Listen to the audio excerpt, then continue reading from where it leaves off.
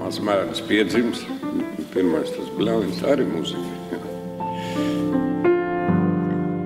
Priekš manī, kas ir, es atceros, ka vienkārši man tēvs lika spēlēt. Tā man tāda sākās man. Tēvs gribēja, lai es esmu muziķis. Tā es arī. Ne sevišķi gribot, es sāku spēlēt.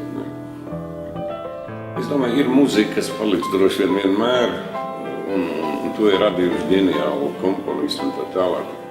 Viņas pārspēt neviens nevar. Tā ir muzika, kas būs vienmēr vislielākā tāda vērtība, teiksim.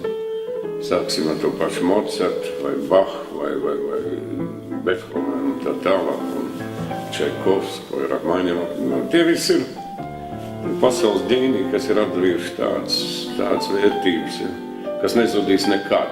Būs dažādas modes, teiksim, tur arī tā kā šodien, teiksim, tur elektroniskā muzika, bet tik un tā, tas akustiskā muzika vienmēr būs tā visvērtīgākā.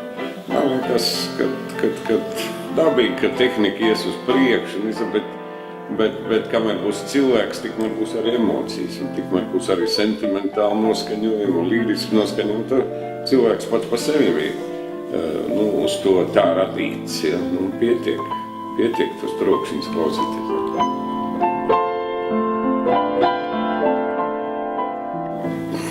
Šis instruments neprasa komentārs, viņam ir lielisks mehanisms, lielisks.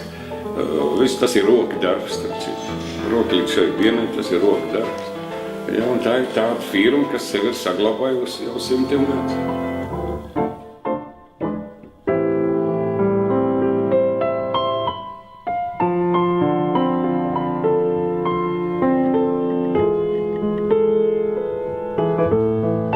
Un es domāju, ka pareizākais ceļš noteikti būtu dot iespēju jaunajiem, teiksim, mācīties.